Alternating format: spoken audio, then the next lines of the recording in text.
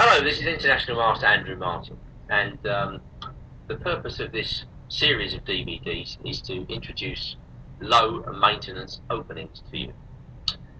Now, a lot of players these days have problems with time. You know, they love to be able to get better at chess, but they somehow feel that chess is being analysed to death. The advent of computers means there's a lot more theory around to learn, and well, some club players just simply can't seem to get a decent position, especially with black in the opening. The opponent always seems to know more about the opening than they do. That is because they're tight on time, perhaps they've got work and family constraints which take up study time, and they just can't devote an enormous amount of time to chess. What to do? You still love the game, you still want to play, but you don't want to give up, you don't want to get demoralised by a string of bad results simply because the opponent knows more than you do. So I'm going to recommend a practical approach to you. I think it's important to make the right choices with both white and black. And I'm going to show you, I'm going to suggest some ideas to you which give you the possibility of forming a repertoire which you can use at any stage, at any level in chess, and which will furnish you with good results. And maybe this sounds too good to be true. Well, I just ask you to judge the material on its merits and then make your own decisions. Right, now, the first and most important thing to consider is what should we do with black against 1e4. I mean, e4 is the sharpest move that white can play, and you know, if black doesn't have something good against this, then he's going to struggle. Most club players really haven't got time to learn the labyrinthine theory involved in the Sicilian defence, and they don't necessarily want to slug it out after 1e5. The grandmaster level, it's recognised that 1e5 and 1c5 are the best responses to 1e4. But this might not necessarily suit club players and the average players. And I'm talking about sub 2300 level. Accordingly, I'm going to recommend the Scandinavian to you, d5. And after e takes d5, we're going queen takes d5. Now, I've written and produced a lot of material on this subject. I wrote a book about Queen A5 after Knight C3. I've also authored a DVD for Chess Base, where after Knight C3 I recommended Queen D6.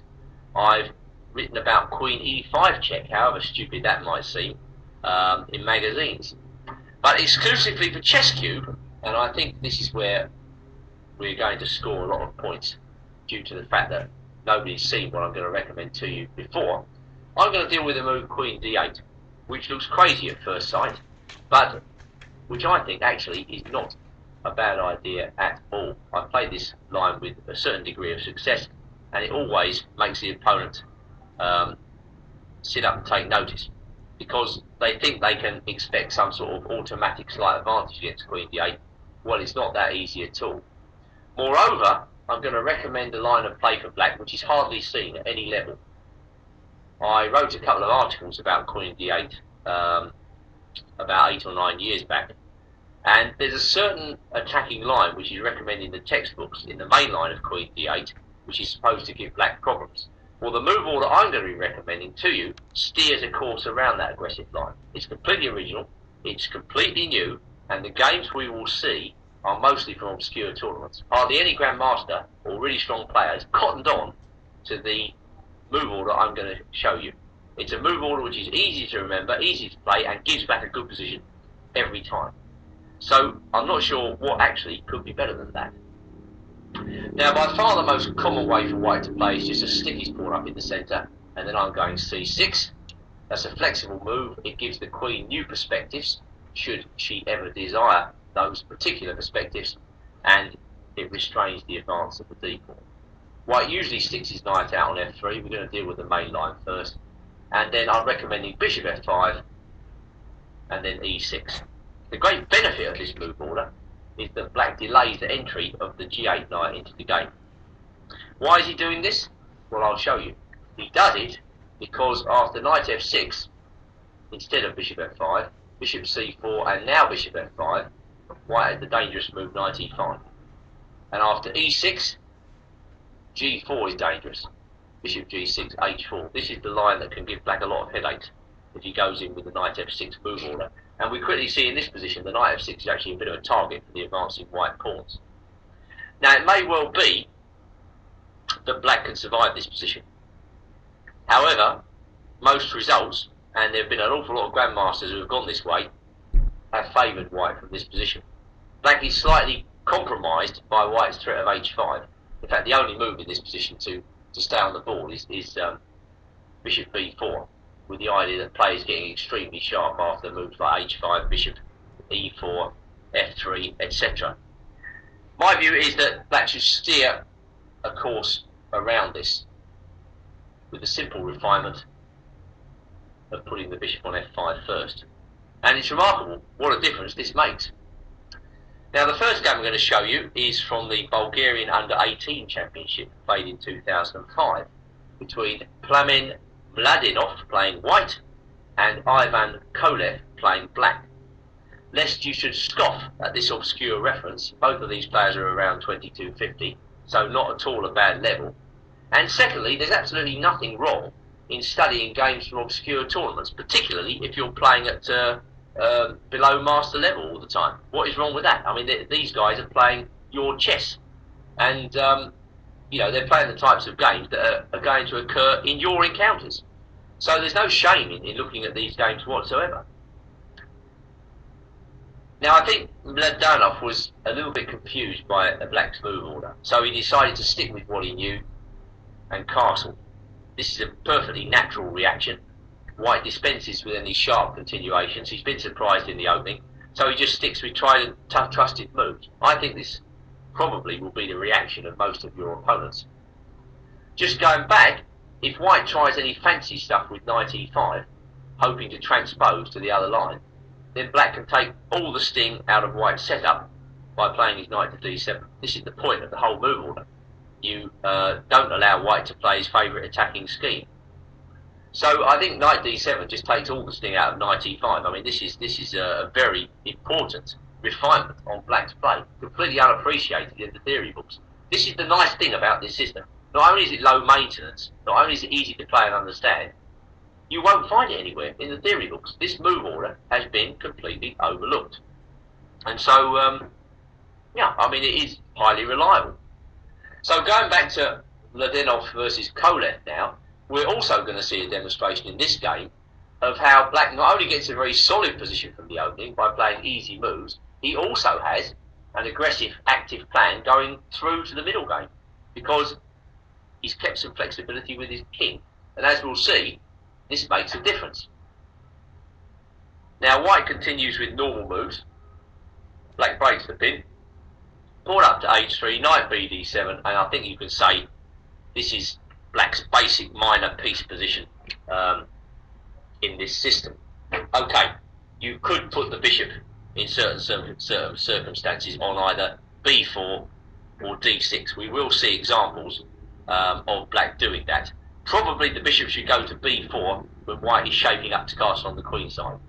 And the bishop goes to d6 only rarely in this system, although it is definitely a possibility. So this is the only piece where there is even slight contention as to where it should go. Usually black's minor pieces flow out very easily. I mean, obviously Kolev's setup is exceptionally solid here, difficult to break down. What happens? White gets ambitious, plays knight h4, he's going after the two bishops. What should he do? I'm not sure. I don't think white's got anything at all in this position. He could probably put his queen up somewhere, queen e2 or queen d2, and then centralise the rooks. Black, for his part, has plenty of counterplay. He can castle, he can play h6 or not. He can play his queen out to b6. He can try to target white's d-pawn. Eventually, black is looking to play ideas such as pawn advances like b5 or a5, c5 or e5. Black has plenty of play in this type of position. So white gets ambitious in the game we're about to see. We can't blame him. Black retreats and white goes in and nabs the two bishops.